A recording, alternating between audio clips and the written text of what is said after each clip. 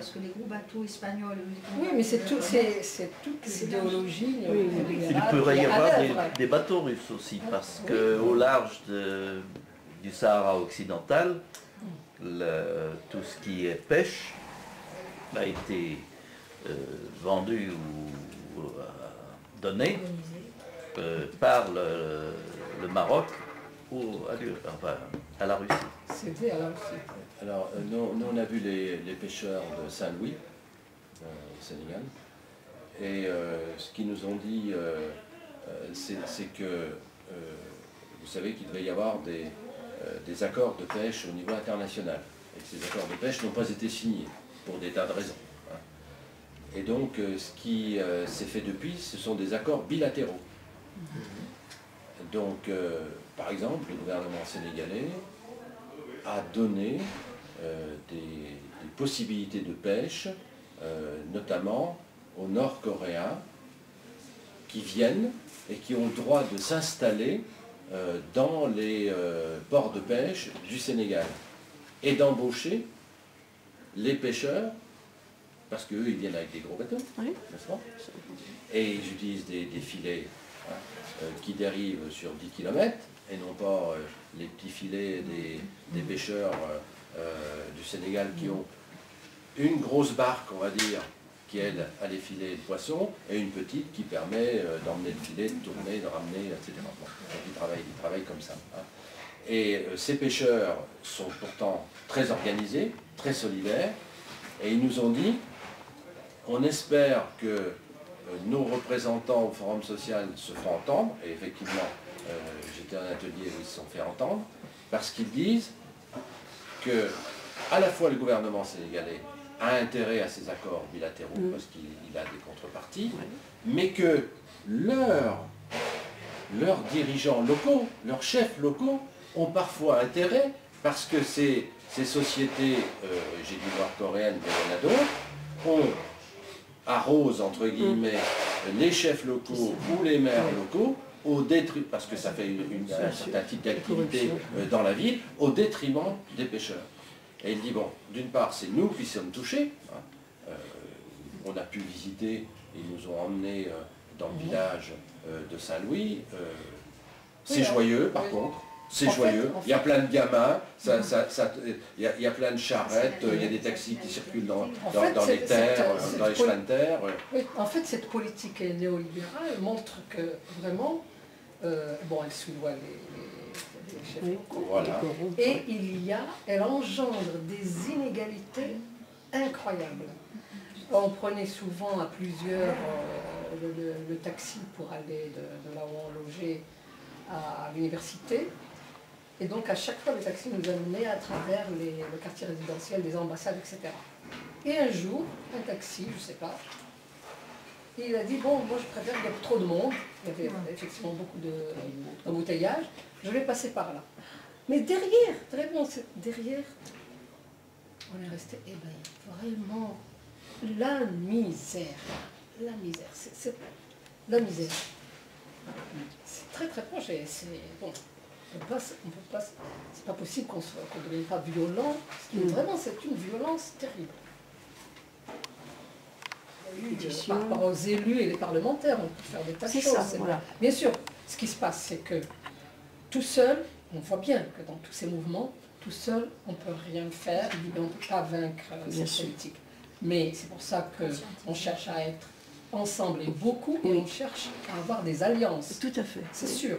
Et donc, par rapport, il y a d'ailleurs aussi en parallèle, il y avait le forum, alors je n'ai pas le sigle en tête, mais c'est pour les autorités locales, les élus des autorités locales, quelque chose comme ça. Et international, je pensais qu'ils pouvaient transmettre... Des périphéries, quelque chose comme ça. Toutes les revendications des peuples. Et donc, oui, bien sûr, on discute, mais on ne va pas du tout, je veux dire, s'ils viennent et que, bon, oui, de toute façon, tout est ouvert. Mais on ne va pas demander des audiences ou n'importe quoi. On envoie des lettres, on proteste, on est allé, par exemple, faire des tas de manifs au niveau de l'ambassade de l'Égypte, etc. Mais Le Forum social mondial, il est indépendant complètement. Ah oui, je suis d'accord. C'était simplement, heureusement, oui. Mais c'est simplement à la suite de toutes ces revendications, tout ce qui était évoqué, ces prises de conscience, la possibilité de les exprimer à un niveau international. Mais on les exprime, déjà, oui, en donnant justement les mobilisations à venir, absolument. etc., les contre-sommets, les contre... D'accord, ok. Voilà, il y a un forum mondial sur l'eau en mars 2012 et bon, il y aura un forum alternatif à ce forum mondial, etc. Voilà, ça c'est des contre-pouvoirs à chaque fois. Il y a est-ce que c'est climatique. Alors est-ce que le G20 ou ces grandes organisations, entre guillemets, tiennent compte ou sont obligés? C'est les mouvements sociaux, ils seront... C'est très naïf, mais bon. Mais c'est la force des peuples, de toute façon.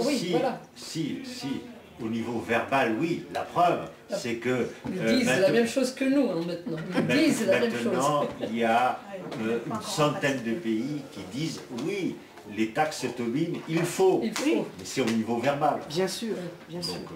Or, les taxes viennent... Voilà, comme j'ai dit tout à l'heure, ils ont bien voulu contrôler les paradis fiscaux, mais en fait, ils nous ont tout simplement dit qu'il n'y a plus de paradis fiscaux. Ils les ont transformés et légitimés. Deux choses pour expliquer un peu ce qu'est quand même le forum, parce qu'on a des gens... Tout le monde connaît le nom, mais sans savoir ce qui se fait derrière. Et je suis presque sûr que les gens pensent même que ce sont les chefs d'État qui se retrouvent. Oui, tout à fait. Alors, si on veut que ce soit compris, il faut qu'on leur explique ce que c'est. Et puis après, donner un exemple concret de choses qui se font et qui sont mises en avant. Par exemple, l'Équateur, dont on parlait tout à l'heure. Mais je voudrais vous dire une dernière chose. L'Italie, c'est concret. Je voudrais vous dire une dernière chose, parce que j'ai trouvé... On était, le forum social était localisé à l'université Cheikh Anta Diop à Dakar, 60 000 ou 70 000 étudiants, et donc nous, 60 000, 70 000, on ne sait pas trop. Je ne sais pas si vous voyez à peu près le bazar. Sans compter que le recteur avait été changé, le recteur de l'université avait été changé un mois avant, et que le nouveau recteur a dit, moi, je tiens pas les engagements de mon prédécesseur, c'est pas mon problème. En plus, c'est parce qu'il ne voulait pas que le maire de Dakar, qui va se présenter à la présidence en 2012, et trop de succès, on va dire. Et donc les étudiants n'étaient absolument pas au courant qu'il allait avoir dans l'université autant de monde. Mais le côté, ce qu'on disait ensemble, le côté positif après, c'est que petit à petit, alors en plus, chacun avait sa banderole, puis l'université est grande, bon, il faut combien à pied plus d'une demi-heure pour la traverser, et en marchant correctement, c'est très étendu. Mais il y avait plein de banderoles, donc petit à petit, les étudiants étaient là. Ils se sont renseignés, et on a vu, et notamment par rapport à la Palestine et au tribunal Russell, il y avait la moitié des participants qui étaient des étudiants et qui posaient des tas de questions extrêmement pertinentes sur la campagne BDS, des investissements et autres, et on les a retrouvés dans et d'ailleurs, il y a eu constitution d'une association Sénégal-Palestine Solidarité. Là, ils étaient 500 ou 600. Et je pense que ça, pour un certain nombre, ça a été l'occasion, bon, je l'ai vu là à l'atelier sur les mouvements en Tunisie et en Égypte, je l'ai vu dans les ateliers sur les ressources naturelles et extractives, etc. Ils venaient et ils posaient des questions.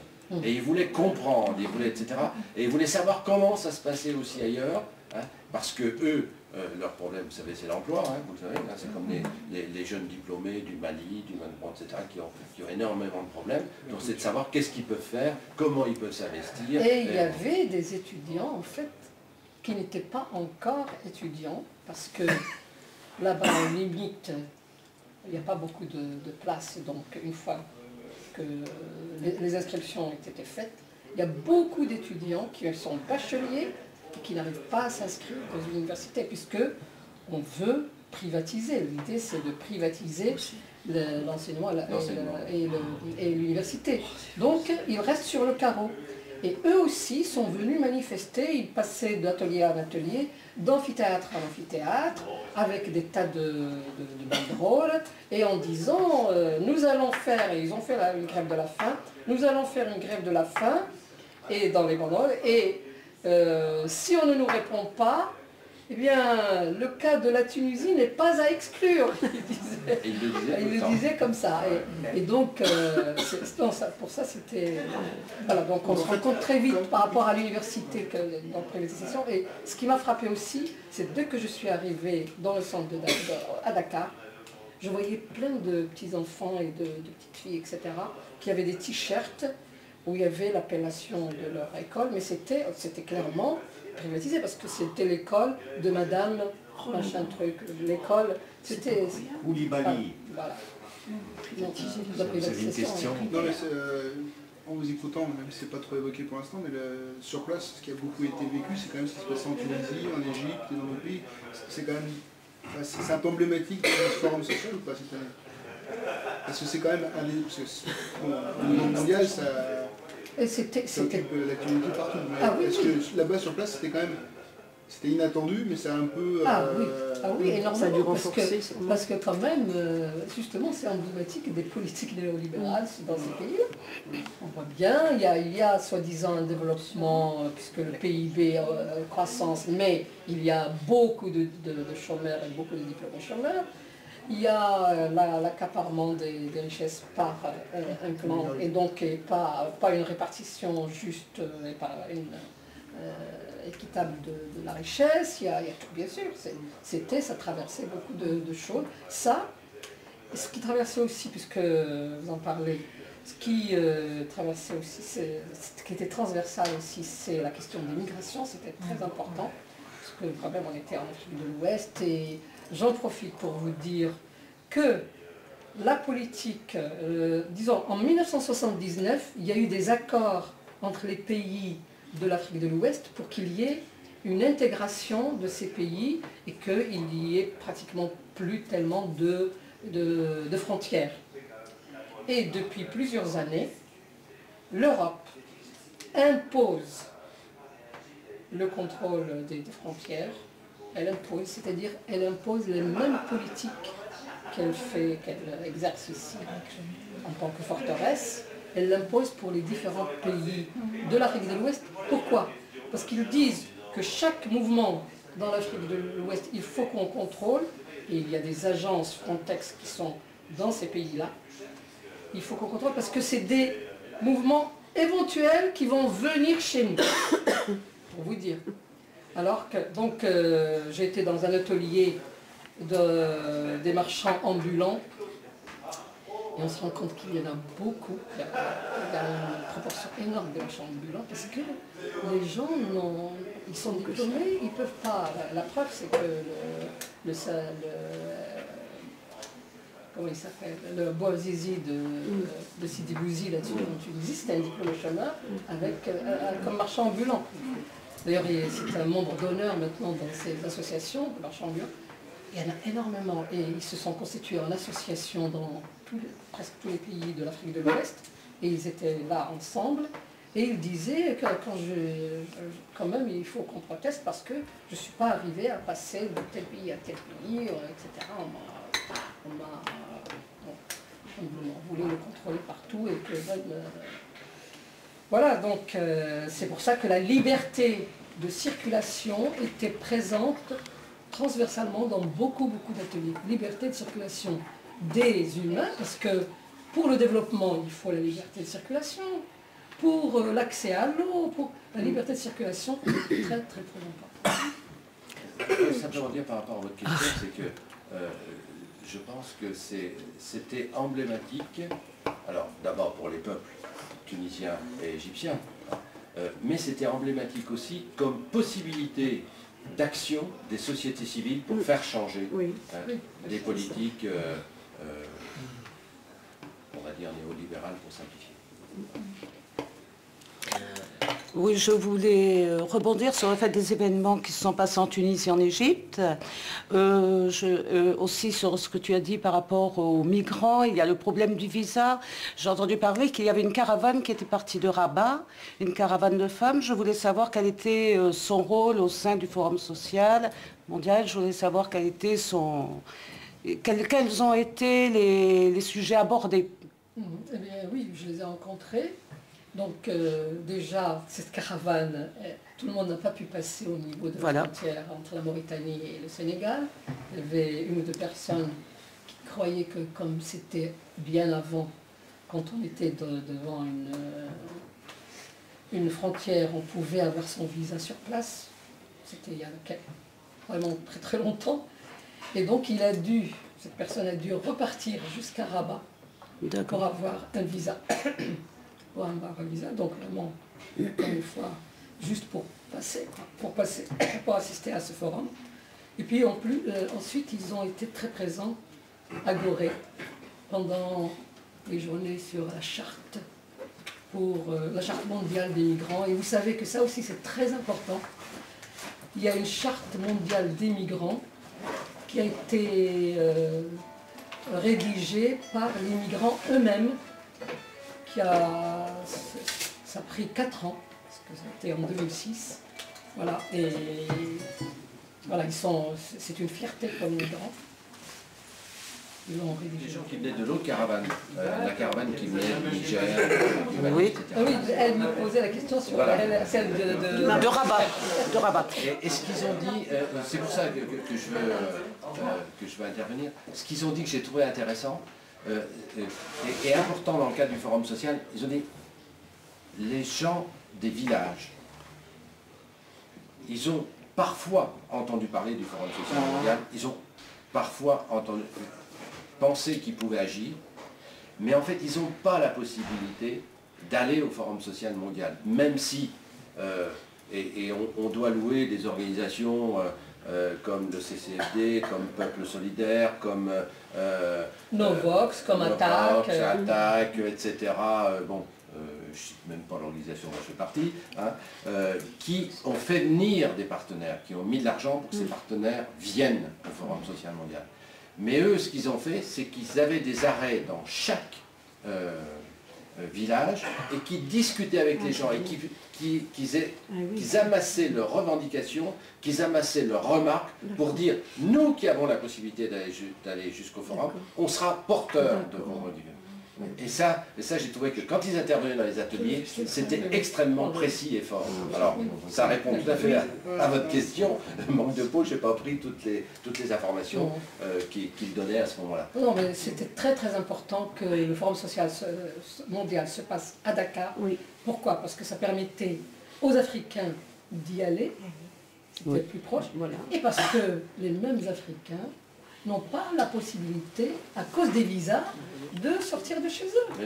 Au Maroc, il y a 1 an environ, il y a eu une personne qui a été malade, qui est morte 2 ans après, faute de soins. On lui a refusé, alors que tout le dossier était en règle administrativement, eh bien, elle est restée dans son pays, c'est-à-dire au Maroc, où il n'y avait pas la possibilité de la soigner pour un cancer des os, et elle est décédée dans des conditions lamentables. Et ça, ce problème du visa, il n'est pas normal. On donne les Occidentaux ont la possibilité d'aller dans les pays du Maghreb, au Maroc par exemple, et partout dans le monde. Par contre, un Marocain qui a toutes les raisons de pouvoir venir en France, il a des droits à payer pour avoir son visa. Et lorsqu'il ne l'a pas, on ne lui rend pas ce qu'il a donné. Et ça, ce n'est pas normal. Et je vais ajouter... Je laisse causer. Je prends monsieur, je vous fais causer, je vous fais causer après. D'accord. D'accord, parce que sinon je vais être très en sur la suite. Voilà, je voulais le souligner parce que je pense que c'est très important. Social à Dakar a eu une spécificité importante, à savoir l'histoire des forums sociaux, le Dakar étendu, qui a eu lieu à Dijon et qui a eu lieu dans une centaine de villes, donc 70 en France. Ça a eu beaucoup de succès. Et cette particularité a été reconnue, et donc au prochain Forum social mondial, ça va être repris. Et donc, ce que je voudrais si possible, profiter de la présence ici d'un certain nombre d'associations, d'organisations, de personnes, pour reprendre l'idée du forum social local, pour le revitaliser, parce qu'il repose à l'heure actuelle sur 4-5 personnes. C'est pas possible. Il y a eu certainement, on peut en discuter, des erreurs de notre part à un moment donné. Il y a eu des choses qui ont fait que les succès de ces forums sociaux au début, on ne les a pas retrouvés depuis. Maintenant, avec ce qui se passe, avec ce qui se passe au niveau mondial aussi, fait que cette question revient en force sur le besoin de rencontre des différents acteurs des mouvements sociaux. Donc je voudrais faire un appel pour que le maximum de personnes et d'organisations reprennent contact avec les forums sociaux locaux pour le redynamiser. Voilà, moi ça me paraît très important à partir de cette expérience de reprendre cette dynamique. Voilà.